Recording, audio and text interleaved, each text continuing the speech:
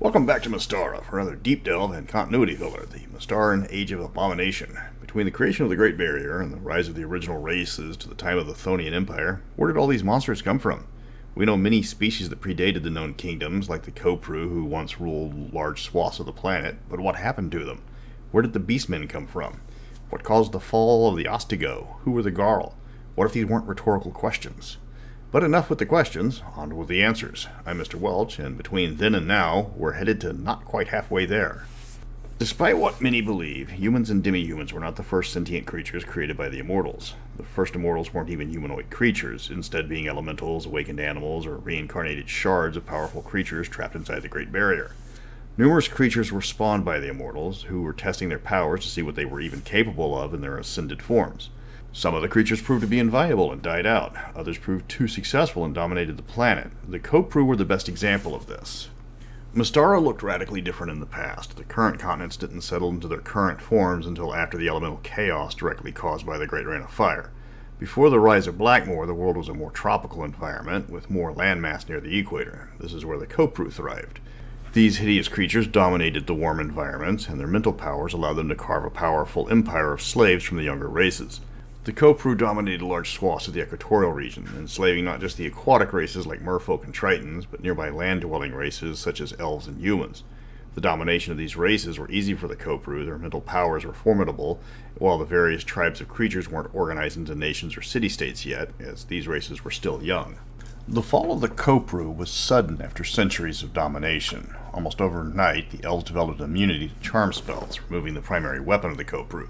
No one knows how this happened. Even the eldest elven historians only have theories of their unusual magical resistance. It wasn't like the innate dwarven magical resistance that hadn't developed yet. This was still the age of Kogalar dwarves. The actual cause was from an unlikely source, the Archfey. King Oberon, or more than likely one of his court, grew tired of the Kopru's dominance and decided to have some fun with them.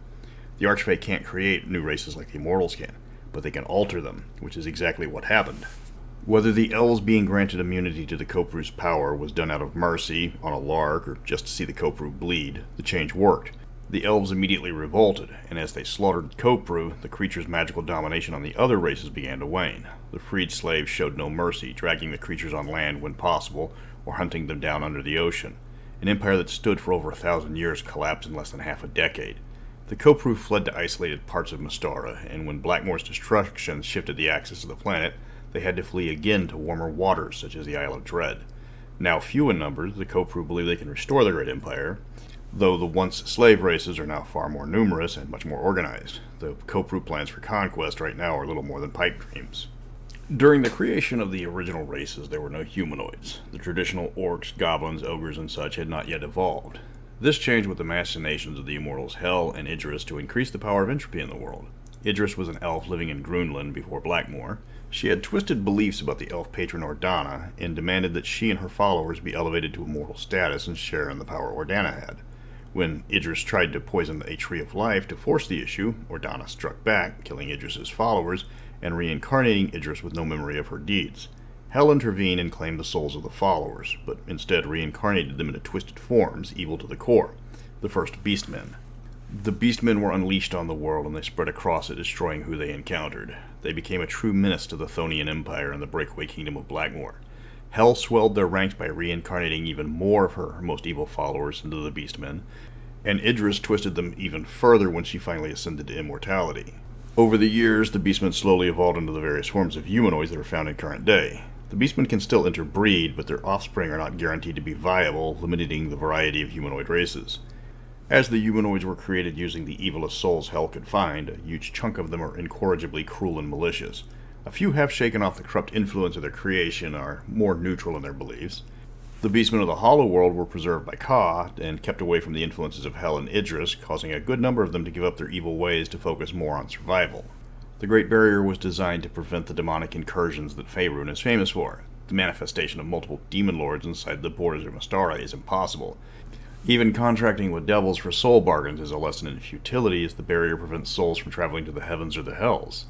But it can be breached by infernal creatures of lesser power, though the barrier punishes any creature foolish enough to do so. Assuming the breach is not immediately discovered by the Council of Intrusion and repelled, the infernal creature suffers damage crossing the barrier unless given passage by an immortal. Once inside the barrier, their source of infernal energies is cut off, reducing their power and making it difficult for them to heal. Cue the cruel punishment of the Ostegos, or the Death Fiends. In the distant past during the Blood War, the Ostegos were a powerful type of demon, though specifics on their abilities and their position inside the ranks of the demon hordes are lost to time. Ostegos were known for their savagery, as well as possessing a well-earned reputation for treachery. At one point during the Blood War, the Ostegos attempted a coup against one of the demon lords that they had sworn allegiance to. The revolt failed badly, and the unknown demon lord decided the punishment for the Ostegos needed to be creative and sadistic.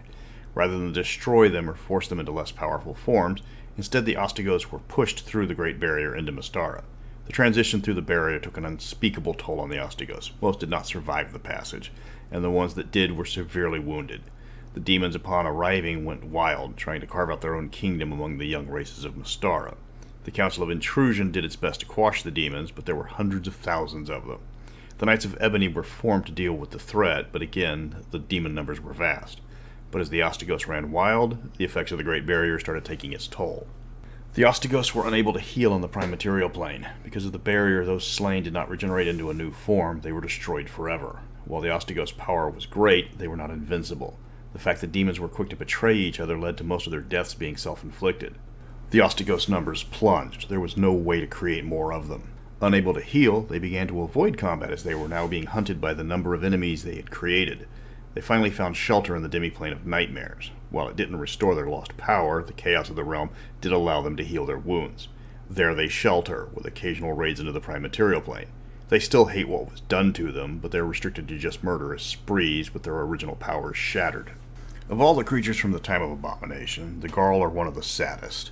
A primitive form of cavemen, Garls resemble gigantic Neanderthal standing 10 feet tall. They were one of the first humanoids created on Mystara, and for a brief time they were the dominant culture. But the Garls had no concept of things like trade. If they wanted something, they took it. They didn't create. Their weapons were nothing more than clubs they found on the ground. Their raids turned their neighbors against them, causing them to be subjected to counterattacks by the various creatures they had plagued for so long. In the end, the majority of the Garls died out, with a small number saved in the Hollow World and only a few pockets remaining on the surface today. They were an inherently flawed race, unable to create and restricted in their ability to further themselves. They were sentient, but unable to grasp complicated concepts. Their tactics consisted little more of a bum rush, and they never developed any culture past hunter-gatherer. They didn't understand how to communicate with their neighbors, and as such they never developed any type of alliance. The race was doomed from the start. That's the Age of Abomination, or me trying to explain what happened to races that had a massive impact on the early years of the setting, but were relegated to minor villain status further on.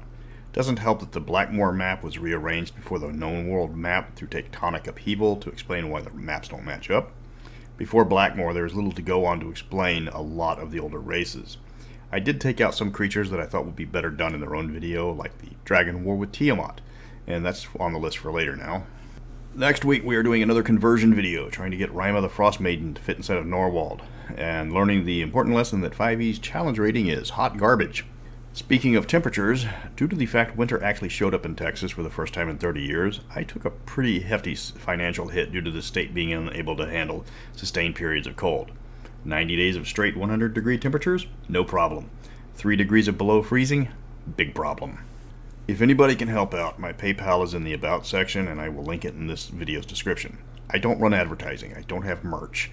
This channel is more for fun, but I do have bills to pay and a family to support. So thanks for any help you can provide. But until next week, thank God 80% of my city was flammable.